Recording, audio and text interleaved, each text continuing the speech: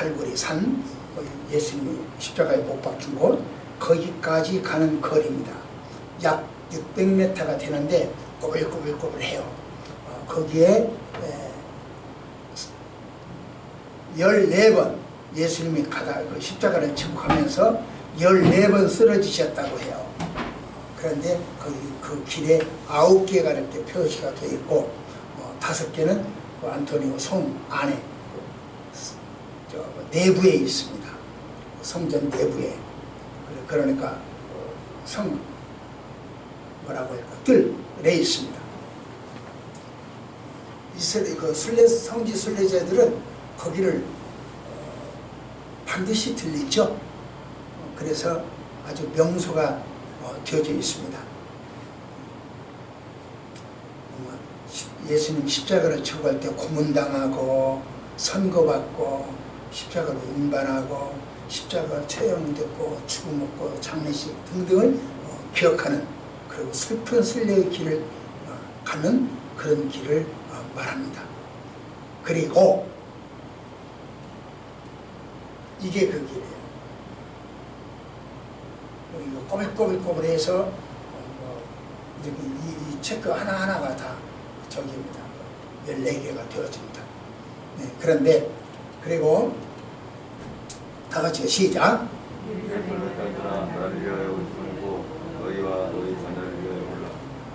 예, 이렇게 말씀하시죠.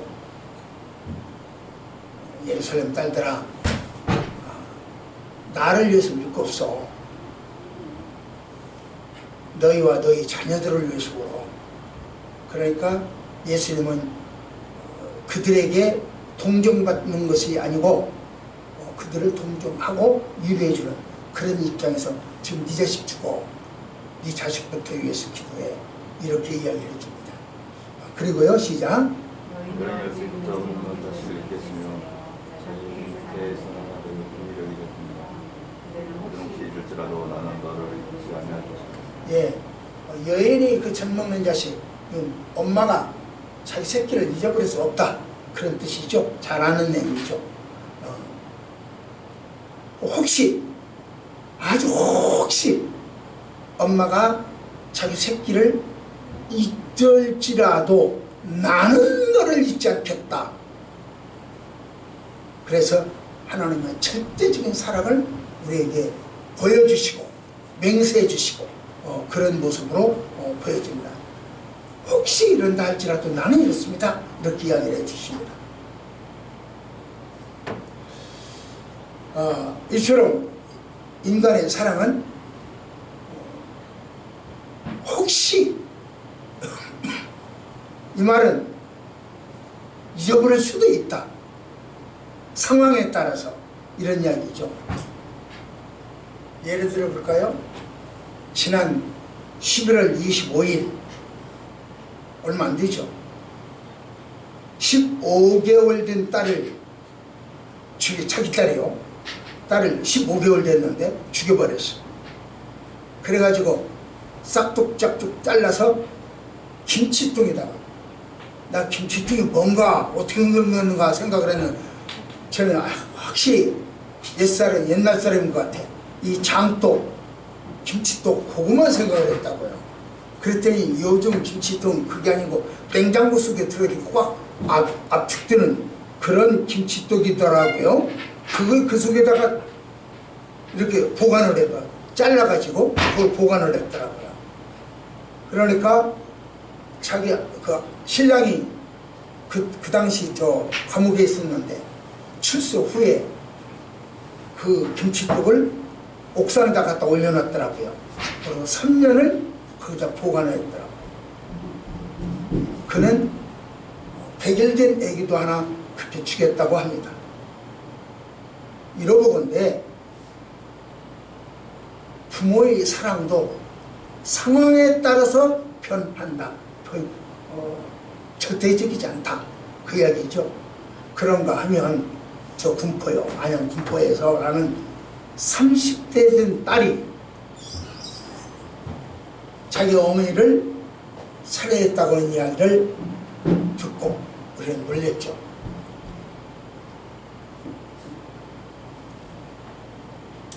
자녀가 부모를 사랑하는 것도 상대적이다. 절대적이지 않다. 그래서 상황 따라 배반할 수도 있고 죽일 수도 있다. 그런 얘기죠. 이처럼 인간은 어느 한계점에 오면요 변해요. 부모도 변하고 자식도 변하고 절대가 없어. 그럼에도 불구하고 예수님은 죽음의 문턱, 그 한계점이잖아요. 죽음의 문턱. 예루살렘의 딸들아, 나를 주지 말고 너와 내 자식들을 위해서 오라라. 이렇게 해야 되죠. 이 양반은 한계를 초월해서 우리를 사랑하고 있다는 것을 알 수 있죠. 뿐만 아니라 이렇게 이야기합니다. 시작. 세계 어머니는 사랑하시는 제자가 제일 많으시고 자기 어머니께 말씀하시되 제자여서 아들이니 하시고 또 그 제자의 집에가 우리 어머니라 하신대 그때부터 그 제자가 자기 집에 오시며 예수님은 십자가에 매달렸어요. 제가 요즘 도수치료라고 하는 것을 받아요. 얼마나 아픈지요. 이참 목사 체면에 소리칠 수도 없는 노릇이고 사나이가 눈물을 흘릴 수도 없는 것이고 진짜 아파요. 그러면서 제가 생각할 때를 그랬어요. 예수님은 이보다 더 했겠지. 제 몸에 침을요 120개를 꽂아본 적이 있어요. 얼마나 아픈지 몰라. 예수님은 이보다 더 했겠지.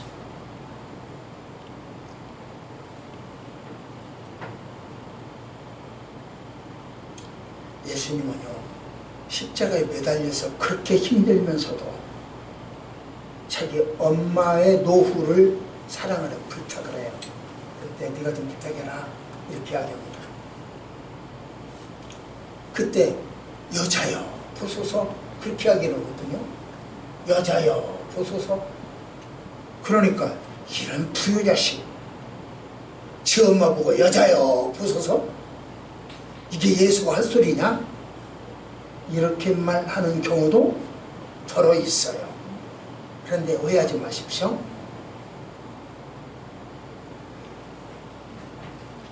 우리가 기독교에서 가끔 오해를 받는 경우 하나가 오늘 성탄절이요. 성탄절은 오해를 받아요. 이 로마의 태양신을 섬기는 절기니 역사학자들, 사학가들 공복계나 했다는 사람들이 그런 소리를 해요. 그러니까 이것은 태양절이지 무슨 성탄절이냐, 예수와는 전혀 상관없다, 미신적이다 이런 식으로 이야기를 해요. 그게 아니고 간단히 생각해 보세요. 여러분 아빠 생일이 예를 들면 아빠 생일이 월요일이야. 다음 월요일에 아빠 생일이요. 그러면 자식들은 아빠 오늘 토요일날 우리 집에서 해요. 이번 주일날 예배 끝나고 신라호텔 뷔페에 가서 해요. 그렇게 했잖아요. 당기기도 하고 미루기도 하잖아요. 그럼 당기면서 이날 우리 하는 거다. 아빠 생일로 하자. 이 축제를 하는 거예요.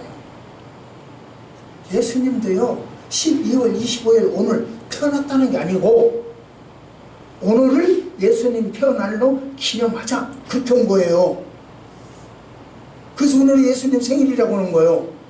기념하는 날이니까. 그걸 갖다 로마 태양시로 연결시켜서 어쩌고 저쩌고.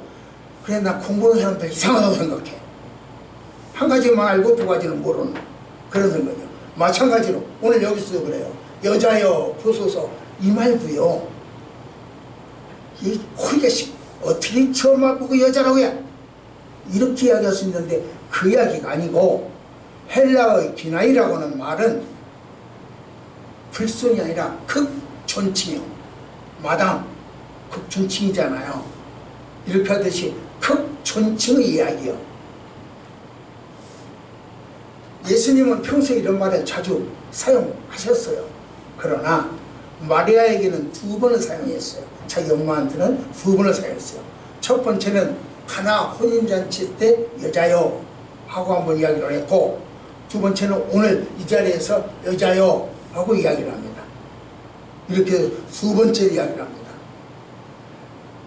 공생애를 예수님 말씀으로 죽어가면서 그 어머니 말씀에 순종했어요. 그러면서 자기 엄마를 요한에게 부탁합니다. 야, 나 죽어도 우리 엄마 좀 잘 부탁한다. 그러고 죽는 거예요. 얼마나 쉬워요. 죽는 그 시간에 생각하는 것이 엄마예요. 여러분은 죽는 순간 누구 생각할까요? 제가 지난번에 한번 이야기한 적이 있죠. 제 가까운 선배 목사님, 이 양반이 한번 제가 보여드린 적이 있어요. 뭐라고 마지막 유언을 남기는데 뭔 말인지 도저히 못 알아듣겠어. 그러니까 그 가족들이 서판에다가 종이를 줬어. 그때 거기다 글씨를 쓰는데 뭐라고 썼는지도 정말 알아보기 어려운 만큼 비틀비틀. 마지막 죽어가는 순간이니까요. 안면봉 목사에게 감사해라. 그렇게 써놓았어요. 그걸 내가 지난번에 여러분들한테 사진을 찍어서 보여준 적이 있죠. 마지막 죽으면서 누구를 생각하느냐, 이건 아주 큰 중요한 일이에요. 여러분은 죽으면서 누구를 생각하시겠습니까? 어떤 관계를 갖고 그 죽음을 맞겠습니까? 마리아와 요셉은, 예수님은 모자 관계입니다. 모자 관계니까 극수로 이야기가 안 되는 관계죠. 하지만 예수님은 그런 인간적, 육신적 관계를 청산하고 지금부터는 사생활이 아니라 공인으로서 공적 삶을 살아야겠다 라고 한 것이 가나 혼인잔치요. 혼인잔치 그 포도주 사건이요. 그때 이 마리아 엄마는, 예수님 엄마 마리아는, 야 예수야, 이 포도주가 모자라. 네가 좀 어떻게 해볼래? 이렇게 이야기를 합니다. 이 이야기는 엄마로서 아들한테 하는 소리예요. 그러니까 그때 이 예수님 대답하기를, 엄마, 나하고 그 포도주 무슨 상관이요? 이렇게 이야기를 해요. 무슨 말이냐고 하면, 이해를 잘하세요. 육신적 관계라고 한다면 포도주 모자라요? 아 그래요? 그럼 가서 내가 사올게요. 뛰어가야 되겠죠. 그러나 육신적 관계가 아니고 영적 관계, 신적 관계라고 한다면 그때는 물이 변해서 포도주가 되는 거죠. 예수님은 저기에서 가나 혼인잔치 때 엄마 말씀을 잘 순종하는 인성이 있었고, 그리고 그 자리에서 물로 포도주를 만드는 신성이 있었다. 이 가나 혼인잔치는 인성과 신성이 동시에 드러난 점. 그래서 여자여 나와 무슨 상관입니까? 라고 하는 이야기를 했던 거예요. 그랬기 때문에 매년 12월 25일은 예수님 탄생이라고 하는 특별한 절기를 만들었지만, 그는 아까 이야기한 대로 예수님의 생일날이 아니라 예수님의 탄신을 기념하는 날이다. 이렇게 봅니다. 이 날을 갖다 우리는 예수님의 초림이라고도 하고 또는 성육신이라고도 합니다. 그러나 신학적으로 무슨 말로 표현하든지 간에, 어떤 의미를 가졌든지 간에 하나님이 인간을 사랑하는 표현이었다. 그 이야기입니다. 예수님은 왜 왔냐? 하나님 나를 사랑하는 표현이요. 내가 왜 이걸 휘한테 주냐? 내가 휘를 사랑하는 표현입니다. 왜 예수님을 우리한테 이 땅에 보내주냐? 하나님이 우리를 사랑하는 표현입니다. 하나님의 이러한 절대적인 사랑이 없었다면 우리는 구원받지 못했고 사단의 하수인이 되었을 것입니다. 우리는 죄악에 의해서 최선의 사랑을 받은 거죠. 오늘은 이기 속에서 구원하시는 하나님의 사랑, 이기 속에서도 우리를 구원하시는 하나님의 사랑 깨닫고 감사하는 날이 되기를 원합니다. 자, 봅시다. 시작.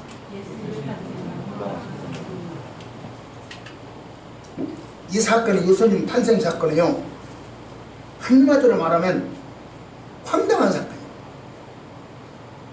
우리말이 아니 땐 볼 연기는 없다 그러잖아요.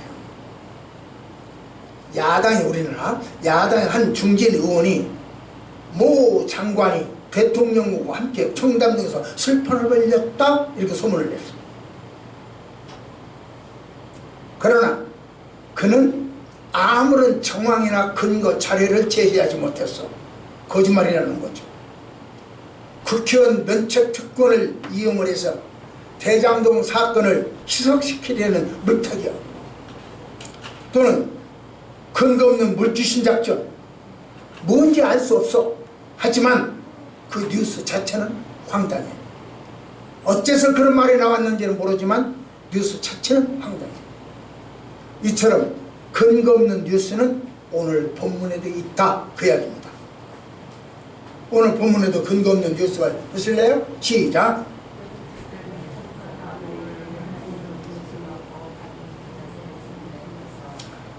자, 나사렛이라고 하는 것은요, 여기서 이 나사렛이라고 하는 동네는 산으로 다 둘러싸여 있어요. 남동쪽만 터져 있고 산으로 획 둘러싸여 있어요.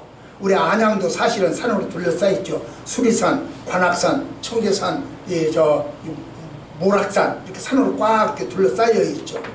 그것처럼 이 나사렛도 그렇게 돼 있어요. 토질은 모래땅이요, 아주 적박해요. 그래서일까요? 나사렛 사람들은 거칠어. 전라도 갯땅새라고 하듯이 이 나사렛 사람들은 굉장히 거칠어. 그래서 이 45척이나 되는 낭떠러지가 있는데 거기다가 예수님은 밀어뜨려 갖고 죽여버리려고, 낭떠러지를 밀어뜨려 죽이려고 그랬어요. 그렇게 그런 마을에서 예수님은 30년을 사셨어요. 그런 사람들과 함께. 그들의 풍속이 아주 악하고 추악해서 이 주변 사람들은, 이 갈릴리 유대 사람, 이스라엘 사람들은 뭐라고 하냐, 저 나사렛 출신이다. 나사렛 출신이다. 그만큼 나사렛은 뭐 우리가 흔히 우리나라 말로 뭐 전라도 사람이야, 저 전라도 사람이야, 저 경상도 사람이라 저래, 이런 경우도 종종 있었잖아요. 지금은 아니지만 그렇게 지역의 감정이 있었잖아요. 그것처럼 저 나사렛 사람이라 저래, 이렇게 됐어요. 그래 예수님에게 그 나사렛 예수라고 이 별명까지 붙여줬어요. 예수님이 오랫동안 복음을 전했지만 믿지 않고 오늘날은 헬라교, 유대교가 성행하고 피해교가 지배하는 그런 지역이 되고 말았습니다. 자, 봅시다. 시작.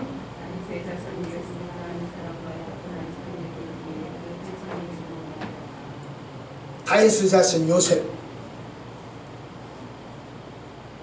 마리아. 자, 시작.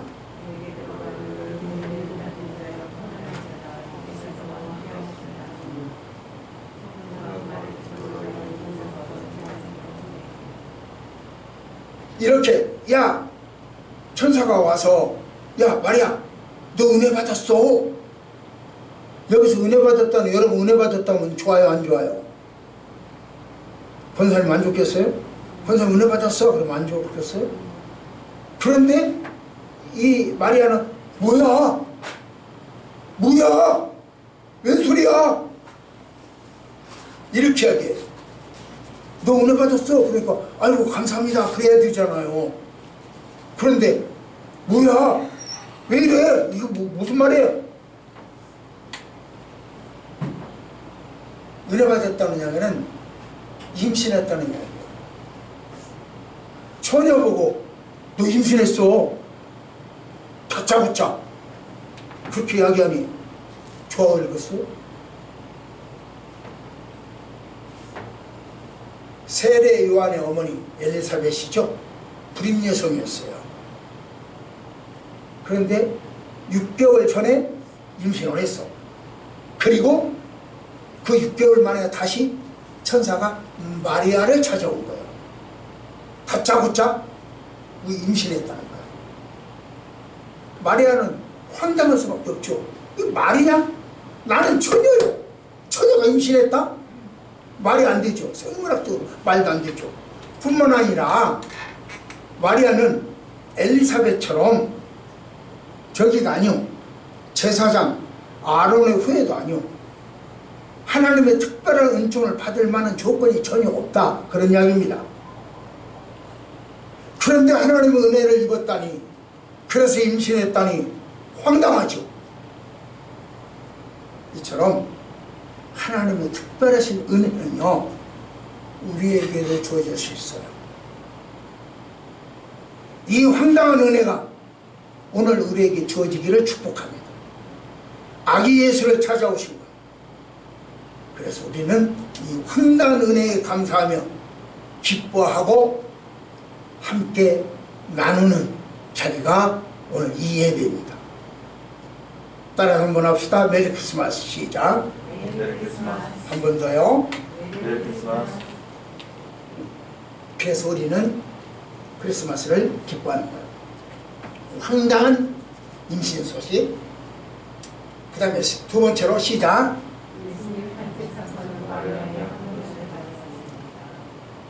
마리아가 그 임신했다는 소리를 듣고 기뻐하고 즐거웠냐? 아니요. 황당히 항변. 이게 뭔 소리야?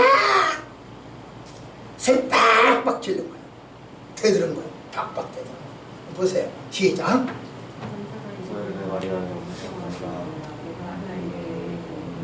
그러니까 천사가 오는 말이야. 야야야야야야, 무서워져 마. 마리아, 맞아, 정신 차려. 무서워지 마. 진정해. 너는 하나님의 은혜로 임신한 거야. 이렇게 또 이야기를 해요. 산부인과 의사가 처녀에게 당신 임신했구만?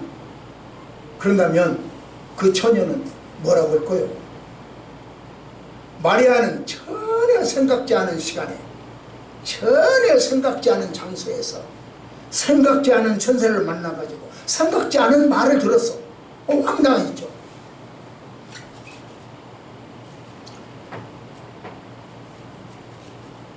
마리아가 생각할 때 은혜? 그 은혜가 뭐야? 내가 은혜 받았다고? 뭔 은혜 받았지? 내가 복 받았다고? 무슨 복을 받았지? 양복 받아서 제복 받았어. 내가 이거 무슨 복을 받았지? 궁금증도 있었을 거예요. 그런데 은혜란 임신이죠. 임신이라고 그랬죠. 그 임신은 불임 여성 엘리사벳에게는 기쁨의 소식이었을 거예요. 여러분 잘 아시죠? 안성진 집사 결혼은 6년 만에 아기를 낳았어요. 6년 동안 기다렸어. 얼마나 아기 낳으려고 기다렸겠어요. 저희 형수님 중에 결혼하고 10년 동안 아기를 못 낳았어. 얼마나 기다렸겠어요. 제가 아는 어떤 지인 결혼하고 18년 만에 아기를 낳았어. 18년 동안 얼마나 기다렸겠어. 그런 사람한테 너 임신했다. 여러분 알다시피 그랬어요. 안세호 집사도 그렇잖아요. 결혼 5년 만에 아기를 낳았잖아요. 얼마나 그동안 기다렸겠어. 이것저것 뭐 병원도 안 가봤겠어요. 뭐 이것저것 안 해봤겠어요. 그런 사람한테는 당신 임신했어. 그러면 축복이요, 기쁨이요, 즐거움이요, 아름다웠고 좋아하고 팔딱팔딱 뛸 일이요. 그러나 처녀에게도 임신했어. 그러면 이건 축복이 아니고 저주요. 그 들려. 자, 말씀을 시작.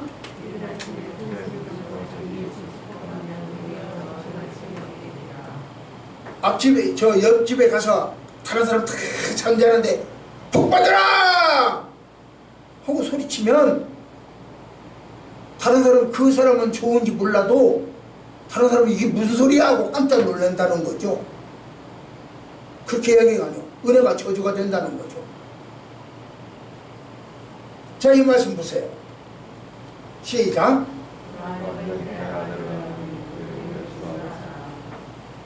너 아들 낳을 거야.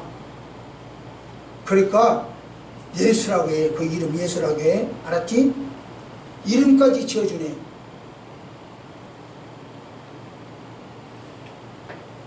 마리아는 딸이 아닌 아들을 낳는다는 거야. 성별을 결정해줘서. 그 당시 성별을 몰라. 오늘날은 남자인지 여자인지 아는데 그 당시는 몰라. 그런데 그 딸이 아니고 아들 낳을 거야. 그것까지 알려줘. 그리고 이름까지 지어줘. 예수님이 성육신 이 땅에 오시는 데는 마리아의 역할이 전혀 없다는 거죠. 단 한 가지도 없다는 거죠.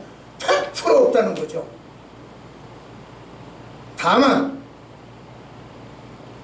예수님이 이 땅에 오시기 위하여 마리아라고 하는 처녀의 몸을 빌어서 왔을 뿐이지 마리아의 어떤 역할에 의하여 이루어진 것은 아니라는 거죠. 그러니까 은혜를 받았다는 거예요. 내가 전혀 아무것도 안 했는데 뭐가 생겼다. 은혜요. 그 선물도 그런 거죠. 전혀 아무것도 안 했는데 뭐가 나오고 그 선물이에요. 그래서 감사합니다. 그렇게 하는 거예요. 내가 노동을 해서 품삯을 받았다. 그건 별로 덜 감사해. 감사는 감사하지만 덜 감사해. 그런데 아무것도 안 했는데 돈을 줘. 그건 은혜야. 그럼 마리아도 그 이야기야. 너 남자 알았어? 아니. 애기 낳으려고 남자 알았어? 아니. 그럼 네가 남 이름을 줬어? 아니. 네가 아들 낳으려고 딸 낳지 않고 아들 낳으려고 노래 가서? 아니. 마리아는 한 일이 전혀 없어. 그런데 그렇게 다 해결돼. 그러니까 은혜 받았다. 그래서 선택받은 그 자체가 감사하다. 많은 여자들이 있는데 그 여자 중에서 너 하나 선택해가지고 너한테서 왔으니까 감사한 일 아니야? 좀 그래야죠. 자, 봅시다. 시작. 그가 그녀에게로 적극신이 아들을 이끌어주셔서 주 하나님께서 그 조상 다윗의 왕위를 보여주시니 영원히 야곱의 집을 마음으로 다스리시며 그 나라가 복음한다. 이제 마리아가요. 아, 천사가 나한테 임신을 시켰구나. 하나님 시킨 거니까 시켰구나. 이제 그 이야기를 알고 나는 딸이 아니고 아들을 낳겠구나. 그것도 알았잖아요. 그럼 그 이름을 예수라고 하자. 이렇게 거기까지 알았잖아요. 그럼 이제 낳았으면 어떻게 키워야 돼? 요즘 애기 하나 낳으면 우리나라에서 애기 낳으면 그 아이가 클 때까지 1억이 든다던가요? 그래서 요즘 애기를 못 낳는데요. 그래 결혼도 못하고. 이 마리아는 자기 지금 미혼이잖아요. 약혼만 했을 뿐이지 미혼이잖아요. 그렇다고 자기 남편이 멋진 직업이라도 지금 빵빵한 직업이라도 가진 것이 아니라 목수일 뿐이요. 그러니까 어떻게 내가 내 이 아들을 가르쳐야 태어나면 아들을 가르쳐야 될까? 어떻게 케어해야 될까? 걱정이 된다는 거죠. 그러니까 천사가 미리 와서 그 이야기를 합니다. 걱정하지 마. 네가 고민한다고 되는 일 아니고 네가 치맛바람 안 일으켜도 돼. 영어학원 안 내도 되고 피아노학원 안 보내도 돼. 태권도 안 보내도 돼. 걱정하지 마. 내가 다 알아서 할게. 이렇게 된 거예요. 이게 그 말이에요. 너의 노력에 의하여 이 아기가 성공 여부가 결정되는 것이 아니라 이미 하나님에 의하여 이루어진다. 이 이야기요. 자, 시작. 그러니까 이 마리아는 이제 마지막으로 자기에게 임신한 것이 좀 부담스러우니까 마지막으로 결정적인 이야기를 해요. 나를 남자를 알지 못해요. 남자하고 잠자본 적이 없어요. 어떻게 내가 이런 일이 있어요? 말이 돼요? 그렇게 이야기를 해요. 시작.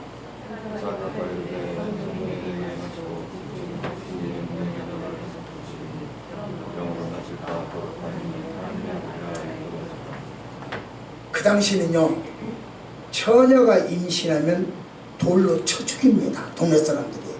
그게 그 당시 법칙이요.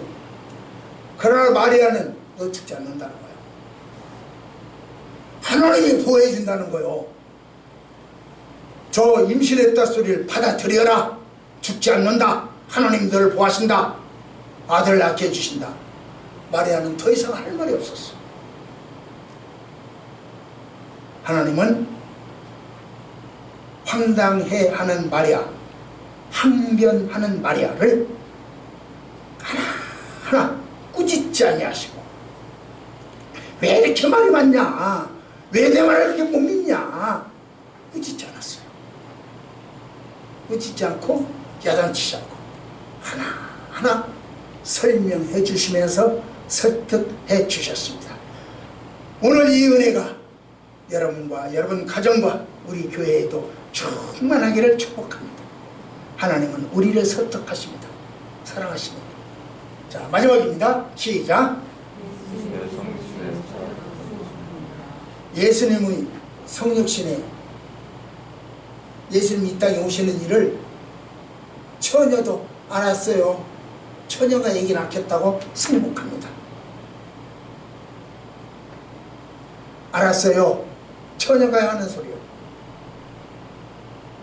유부녀가 알았어요. 나 임신했어요 하는 말은 유부녀에게는 별로 문제거리가 안 돼요. 처녀가 문제죠.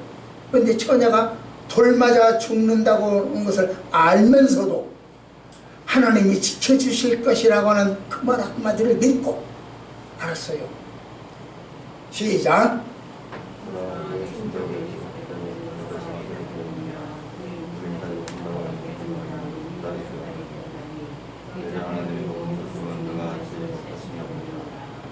엘리사벳 늙어서 아기를 못 낳아. 여자가 불임녀요. 그런데 이미 6개월 됐어. 6개월 됐다는 것은 네가 확인해봐, 그런 뜻이잖아요. 네가 가서 확인해봐. 6개월 되면 확인이 되잖아요. 외부적으로. 가서 확인해봐. 하나님의 말씀은 능치 못할 일이 없어. 할머니도 애기 뵐 수 있고 처녀도 애기 뵐 수 있는 거야. 믿어. 이런 이야기가 돼요. 천사인 자기가 그 처녀인 자죠. 마리아의 입장에서는 처녀인 자기에게 임신했다고 진단하는 엉터리 진단의사 천사 뿐만 아니라 마리아가 예수님 엄마로서 역할을 안 해도 하나님 아들로서의 일을 충분히 감당한다고 설명해요. 수태 못하는 엘리사벳이 임신한 지 6개월이 됐다고. 이런 말들을 다 들었을 때 마리아는 더 이상 항변할 이야기가 없었어요. 더 이상 머뭇거릴 수가 없었어요. 더 이상 뭐라고 할 말이 없었어요. 그래서 시작.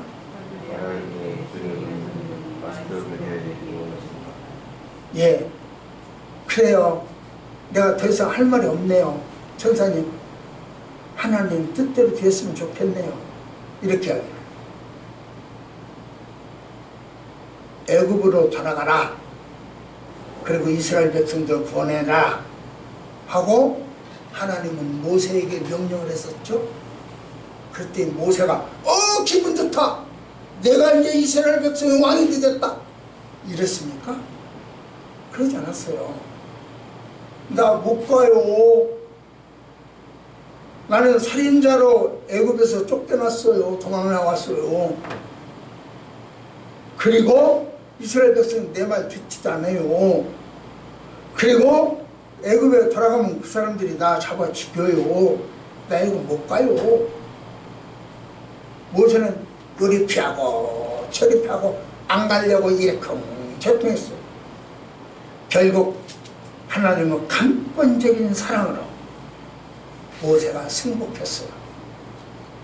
그것처럼 마리아도 천사의 수태고지, 너 임신했다라고 하는 수태고지를 황당해서 말란 눈으로 벌떡벌떡 됐어요. 그리고 부정했어요. 하나님은 천사를 통해서 사랑으로, 인내로 오래오래 이것저것 얘를 다 들어가 주면서 증거를 보이면서 따지. 걱정하지 마. 너 임신을 뭐 걱정하지 마. 그랬어. 엘리사벳에게 6개월 된 그 할머니 6개월 됐어. 할머니가 임신하나 처녀가 임신하나 똑같은 거 아니냐? 기적을 보이면서 사랑으로 대했을 때 마리아가 승복했죠. 그렇습니다. 선옥신에는 처녀도 승복합니다. 말씀을 맺겠습니다. 우리가 부모님의 사랑을 보면요, 하나님의 사랑을 알 수 있어요.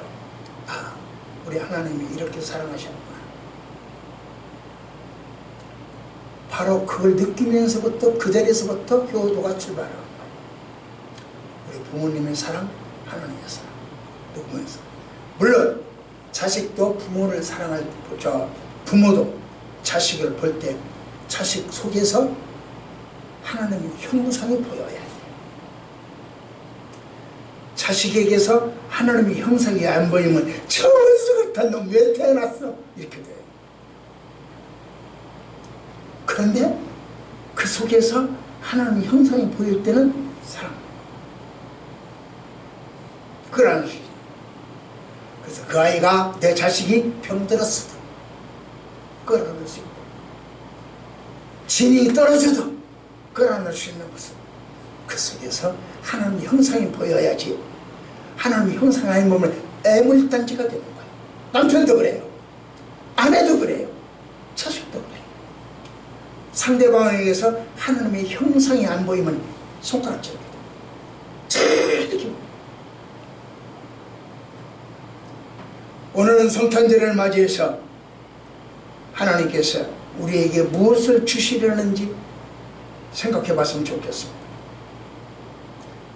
그래서 천사의 황당한 뉴스, 천사의 임신선언과 마리아의 항변,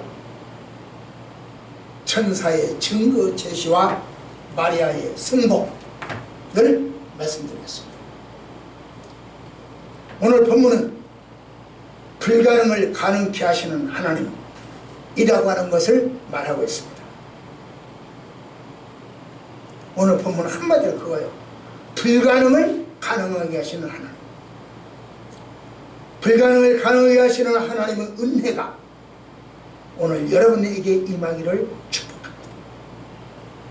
하나님은 오늘도 그 천사를 보내서 구주가 나셨다 하고 선포하십니다. 따라서 우리는 기쁘다, 구주 오셨네 하고 외쳐야 합니다. 그것이 바로 주의 여종이오니 말씀대로 내게 이루어지리이다 하는 마리아의 고백이 될 것입니다. 마리아의 고백처럼 우리도 고백하는 마음으로 기쁘다 구주 오셨네를 같이 부르시겠습니다.